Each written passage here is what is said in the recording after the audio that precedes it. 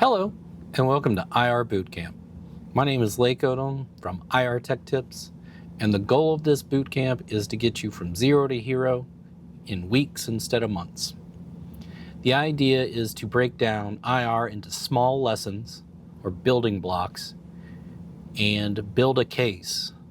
So you understand access, you understand wire work, you understand catheters, big system, little system, and all these pieces kind of put together form the basis of building an IR skill set. So this is the first episode, and I had this conversation with Max from Zeem Imaging in their Florida headquarters in Orlando. And we talked about my style of training and what I like about IR and what I think it takes to be successful. And I hope you enjoy this video. Thanks. So the reason I have Max here, one was to show me all this Zeem equipment so I understood how it works. And the other reason is I have created this IR boot camp.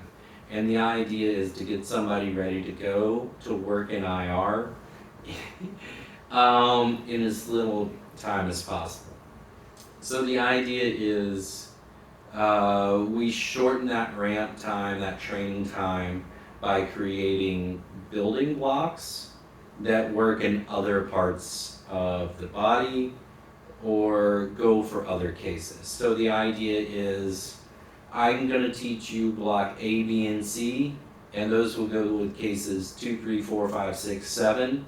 But you're not going to use 1, 2, and 3 for everyone. You may use 1 and 3, you may use 2 and 3, 1 and 3. But the idea is if there are some really simple things that you always do in IR that are transferable for all your cases. Right. And standardize those, right? Yeah.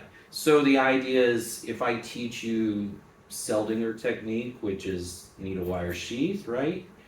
If you understand Seldinger technique, now you understand how we get access to everything in the body. So that's venous access, arterial access, and organ or body access to drains or like kidney drain placement, kidney access for ureteral stent placement, biliary drains, all that. Access is one thing. So it's ultrasound guidance, needle where you're going, wire in, needle out, sheath in, baby wire out, and then big wire to whatever you want. So all these steps are connected. And so if you spend more time on the front explaining these simple steps and how they're transferable to all the procedures, I think we're going to speed up the ramp time of tech training. Yes. So you can't build a house without a foundation. Yeah, and unfortunately, a lot of people are just getting trained on mechanics these days, and it's like, these are the parts you need. Put them on your back table. Hand them to the doctor. Why am I doing it? Doesn't matter. Doesn't matter why. We got to get the work done. I've been on call for 47 business days, and it's time. I got to get home. Right. So, and unfortunately, a lot of the people that knew the lower layers of the onion have since left, and the people that are left training just barely know the top layer, just the mechanics. So I think people benefit and engage more if they know why they're doing the cases or have an understanding of what the case should be and how to help the doctor go faster. Right. Empowerment's got to be huge here. I mean, at the end of the day, we're all people and we want to feel like we're adding value to the work and not just being automatons, right? So I'm sure you probably speak to that experience working in a hospital and then also working outpatient, having more responsibilities, having higher expectations and kind of less safety net, if you will, in the outpatient setting. My value, somebody told me this a long time ago, and I don't like the person that told me this, but it's this idea is if you are looking for reward in the patients they're not going to give it to you in IR because you don't follow them, you don't see them get better. You have to get your reward from your interactions with your coworkers. So in order to be happy, you have to like get value from each other. And so my value now is like anticipation. That's my favorite value, is having something for the doctor before they even ask for it. Right. And I can be in the control room, like monitoring or doing something, and I can tell that the case is paused. And depending on the case, I know that I need to be in the room. I'm grabbing the supply before the doctor even knows that he's going to ask for it, just because I've been around, and that's what I find rewarding. I enjoy circulating. I enjoy helping other people learn, but that's learning anticipation is where I find the most joy. Right, and that leads or bleeds into efficiency, right? You know, you're able to anticipate more. You're able to help, you know, your service center be more efficient, which means that you get to go home on Yes. time. You get to spend time with your children. So there's second and third order benefits to that prognostication, if you will. You know, predicting what's next. Yeah. So I used to have some sayings that were, my efficiency is bore out of my laziness.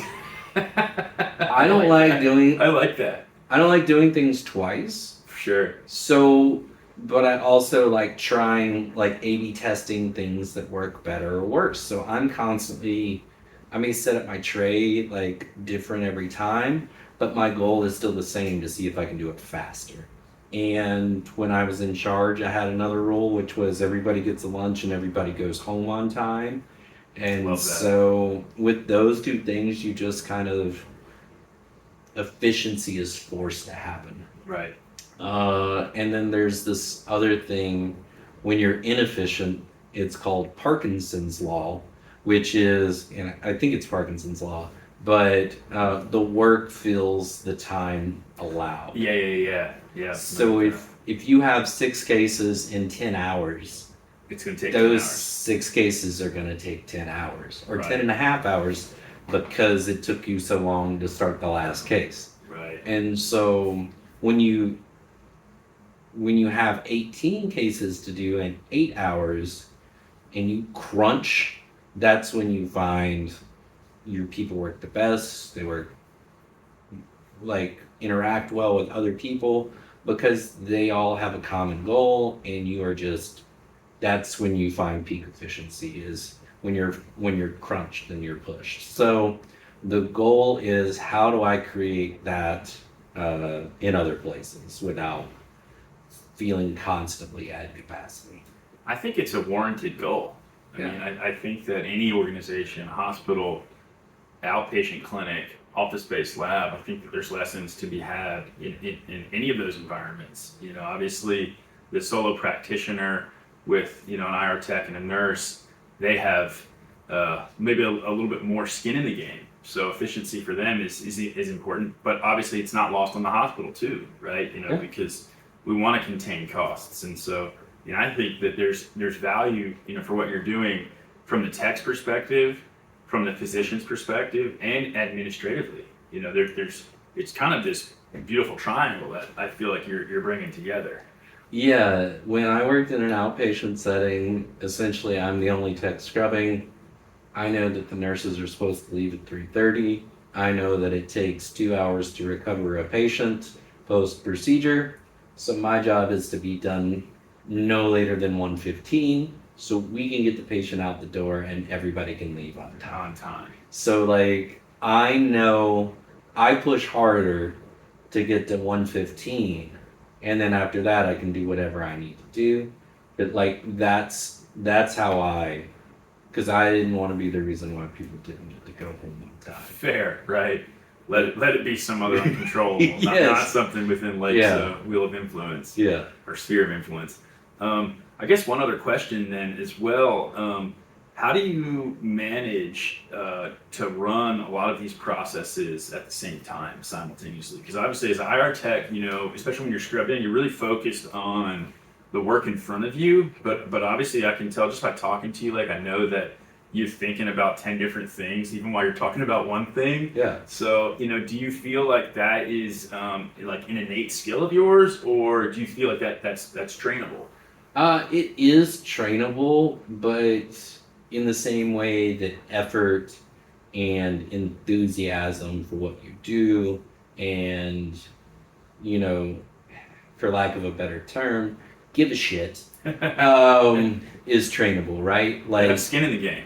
Yeah. So how do you get people engaged and going in the same direction and wanting to accomplish the same goal? I have a couple of different plans for it. Mm-hmm. Like for me, it's like I want to go home on time. I don't like being at work. So like I'm constantly driven, like when I'm on my last case, I'm like, what do I need to what needs to be ordered today? I gotta take out the trash, I gotta do this, I gotta make sure this. What other things popped up today that has to get closed out by business, or what can wait? And so I'm constantly running checklists in my head, but anybody can do that. And I think to create engagement, it comes from leadership, right? Everything comes from leadership. Culture. Yeah, culture and leadership. Like, it might as well be written on the door of any restaurant that you walk into. The staff is a direct reflection of the management, right? Right. And so if the staff, like if management shows that the staff they don't value the staff, you're gonna get a disengaged staff. Right. And if you feel like a cog in the wheel that nobody cares, some people may overcome that, but that's the culture that you've created. So, right. And that creates even more opportunity for burnout from your techs. Administratively, you're going to invest in building up your staff, but if you have a culture that doesn't fit that, it's essentially just burned cash, right? Because they're going to be out the door. It's a matter of time. Yeah. No pizza party can fix apathy. Yeah. Yeah. You sure you don't want more pepperonis? Yeah. And I feel that way, that like, especially with problems, right? Like that's really where leadership shines. Is the staff has a problem, they come to you with the problem, and you're like, okay, well, I can't fix that problem. Why not? Well, management said I couldn't fix that problem. My management said I couldn't fix that problem. Well, hey, I'm doing this a different way. It's faster, it's easier, it's cheaper for me. No. Do it the other way, because that's the way management wants. And I can't tell you how many places like that I have left. Right. And other things, getting text at 10 p.m. on Saturday night to cover a shift, and then are getting text at 5 a.m. or 6 a.m. on a Sunday to cover shifts. Like, well, so let me ask this question. So you obviously have a big breadth of experience. You've worked in hospitals, you've worked in ASCs, you've worked for private practitioners, OBL, pretty much the whole gambit of places. Do you have a couple like quick kind of red flag, green flag indicators? Obviously you get that sense going into a restaurant if you're gonna like something or not. But like, because you've done it so many times in a restaurant, you as like seasoned IR guy, like, can you give a couple examples of a green flag or red flag? You're like, yes, this place is gonna be great. Red flag, no. Like I can already tell. Like we're off to a terrible start. It's hard to tell in the interview unless you know how to ask a bunch of questions, and you may not get a bunch of answers. Right. But the easiest way to like tell if you're going to a bad spot is talk to the techs that are there currently. Mm. Those techs will tell you almost immediately if they are desperate for your help, mm-hmm. or they're just like, oh, we're getting busier and we need somebody else. That's a good sign. If they're like, can you start like yesterday? That says to me that they haven't had good staffing. And you just ask how the last people that have trained with you gone. Like, you just ask how long people's been around. Like, people don't stay in toxic environments. Right. And if you're observing the job market and you see the same 3 jobs posted over and over and over and over, and you know that those jobs are not good jobs. There's an underlying reason. Yeah, and I can tell you that even like I have around 15 years experience. There was a new grad tech that wanted to come to IR. We almost created a position for this person, but she got hooked up in an outpatient facility, and she already knew that it was a bad situation, but she kept saying, well, we're moving to a different building and it's going to be better. And my whole thing is the same doctor? Are you going to be working for the same doctor? The building's Like, going to change, nothing else. Yeah, the building will change, but nothing else is going to change. It's actually probably going to be worse. Yeah, because there's more stuff to do in a bigger building. That's like buying and selling 101. You never want to buy the future, right? You want to buy what you have now. So yeah, totally get that. You know, and I think that's important for like IR techs to understand is looking at that job opening, looking at asking around. All those things matter, right? Especially if it's something that you're going to want to do for 10, 20, 30 years, because you kind of want to, I hate to use this because I feel like it's used often, but you kind of want to feel like you're home while you're working because, you feel rewarded, you feel empowered, you feel like you matter, you feel observed, you feel, Just don't call me family. I agree, because it crosses that weird line, but you want it to feel like an environment where your opinion is received, right? Everybody wants to be heard. It's a human thing, right? It's like what you said earlier of like you found a better way to do something, but management's going to tell you no, we do it this way, and I'm not going to listen to you do that. Like that's like the ultimate slap in the face, Yeah, because it didn't affect them. Like management's in a different building. Like I'm scrubbing these cases. I'm the one looking at this. There's no negative impact to them. There's only control. Right.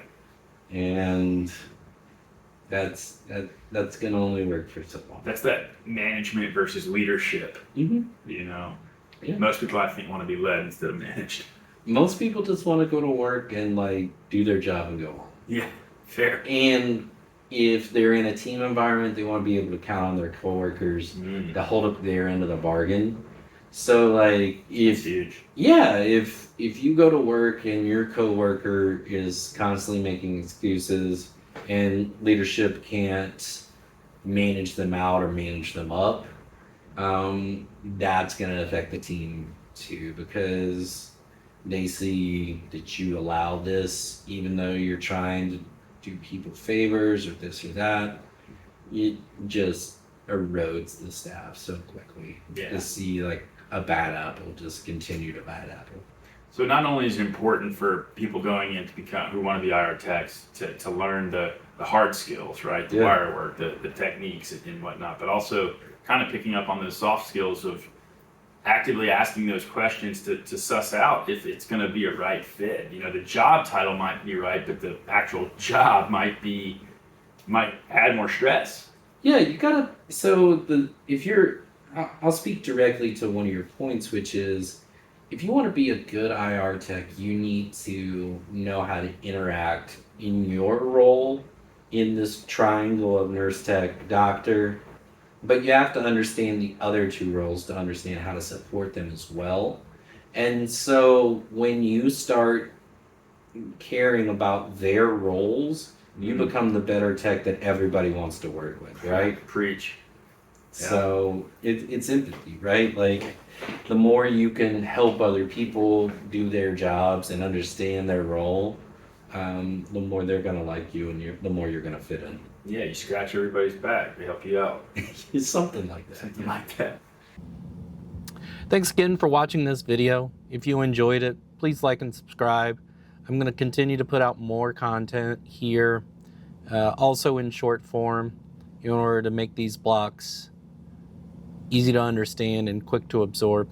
So thanks again for your time. Have a great day.